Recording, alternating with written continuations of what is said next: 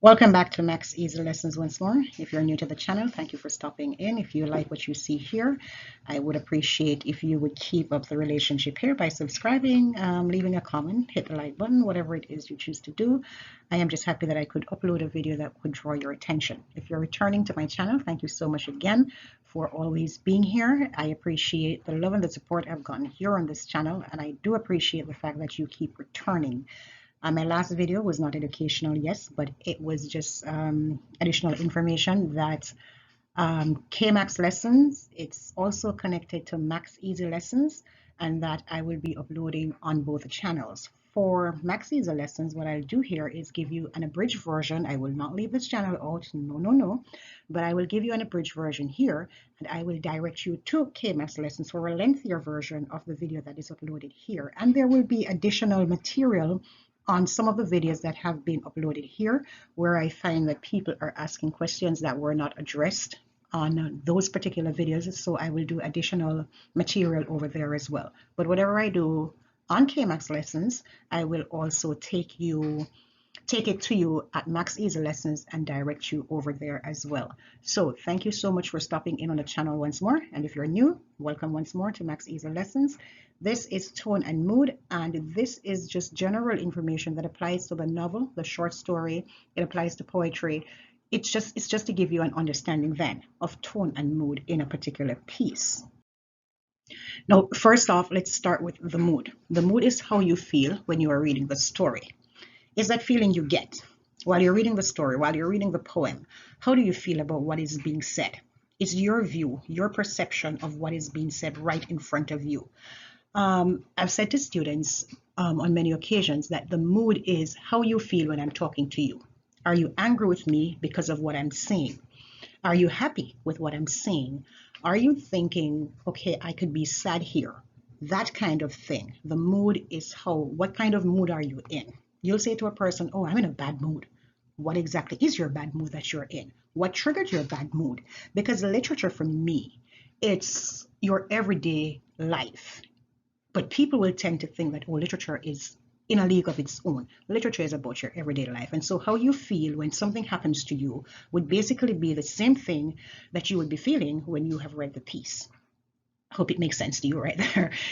So the mood is how you feel when you are reading the story or the piece that you have in front of you. The tone, on the other hand, is a tad bit different. It is the author's feelings. So the tone is how the writer, the author, is feeling when he or she is writing what is there. And the mood is how you're feeling as a result of the author's tone. So it's very simple to identify the tone. It's very simple to identify the mood because these are words that we use every day. The tone in a story indicates a particular feeling. Just said that. It can be a joyful tone. It can be a serious tone. It can be a humorous tone. It can be sad. It can be threatening. It can be formal. It can be informal. It can be pessimistic. It can be optimistic. But the tone that you find in your writing is a reflection of the mood that you're in while you're writing. So as a writer, how do you feel when you are writing? And what you present in your writing is going to be your tone. Your reader is going to read your tone, and by extension, reflect the mood that you were in while you were writing the piece. Does it make sense? I hope it does. The mood then, briefly, the mood then. How do you feel while you're reading that piece?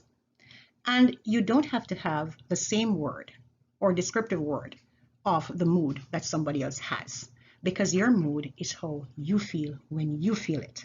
But what is important though is that you are able to justify, to explain, to say why you felt that way when you read the piece. And in justifying why you felt the way you did, you would have had to use examples from the piece to explain why you chose or selected that particular mood. Of course, one person may feel sad by what is being read, and the other person may find pleasure in it. But it's all about how you explain it and justify it. Why is it that you feel that particular mood when you are reading whatever is written? Now, the tone in your writing is not really different from the tone in your voice. So you will write a piece and your anger comes out, and you'll be reading it, and of course your tone of voice is going to project that anger as well. Now, many people will know the saying, it's not what you say, but how you say it. And a person will say something to you, and another person will say something to you, and you become offensive. You become offended, sorry, by what the first person said. And it was the same thing both persons said, but the first person said it in a way that made you angry. You launched into an angry mood because of what the person said to you. And the other person may say the same thing, but with a calmer voice, a calmer tone to their voice. And so you interpret that in a different way. Now, every adjective, every adverb that you can find, the structure of your sentence, the kind of imagery that you use, even the way you punctuate what you're writing, will reflect the tone, or it will influence then the tone in the writing. No, the tone, it can change. The mood, it can change. You may find that you're reading a piece, and at the start of the piece, it's a happy mood because everybody is playful and everybody is having fun. And so the mood, you are feeling happy. But then something happens, and there's a twist of the story, and then it becomes sad. Emma is one short story where the mood was light at the onset. Yes, there was some kind of tension there, but at the same time, Emma was having a moment with her mother. But towards the end of the short story, Emma, you find that you were feeling sad because of what had happened to Emma. She died, she was hit by a car, and so the mood shifted. The mood changed. So what you felt at the start of the piece was not necessarily what you felt towards the end of it. You also became angry at Emma's husband because it was his actions that caused the events to unfold the way they did. You could also be angry at Mrs. Robinson because, in Caribbean terms, Mrs. Robinson chat too much. And so she told Emma what was perhaps not her business to tell her about her husband. And so you would have been angry at her. Your mood would have been that anger there. So right then and there, if you were to ask me, oh, what's the mood in Emma?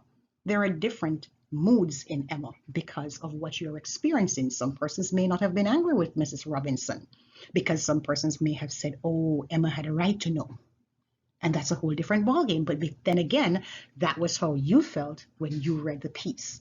So what I'm basically saying here is the mood and the tone is a reflection of your understanding of what you're reading. The tone for you is what the author wants you to understand, what frame of mind he or she was in when that piece was being done. The mood is what you get from the tone, from how it was presented to you at the end of the day. So some examples of tone in a story, similar words to the mood. Yes, and this is what I found. I remember years ago trying to distinguish between tone and mood, and I was confused. I was completely confused because guess what? The same words that they were telling me to use for mood, it's the same words that they were telling me to use for tone. And I was like, but what the hell? Why try to learn it then? But truth is that much of the words that you use to describe your mood can be used to describe your tone. Much of the words that you use to describe your tone can be used to describe your mood. So some examples of tone in a story: scared, anxious, excited, worried, foolish, smart, depressing. You name those words, they can be used. Again, it boils down to how well you justify what you have said. So for another video coming out on KMax Lessons, it will have more examples, perhaps diagrams. I'm going to try to do some diagrams to make it easier for you to get and just go into more details then with what is tone and mood. And I will also touch on the atmosphere in a piece that you are reading. Thank you so much once more for stopping in. And yes, I said it was an abridged version. Yeah, I know some people may not want to switch to another video, so I gave it my best shot here. But thank you so much for stopping in. It's always a pleasure to have you. I do hope you will stay connected to the channel, and I do hope you will support me as well over on KMax Lessons. Thank you so much for stopping in.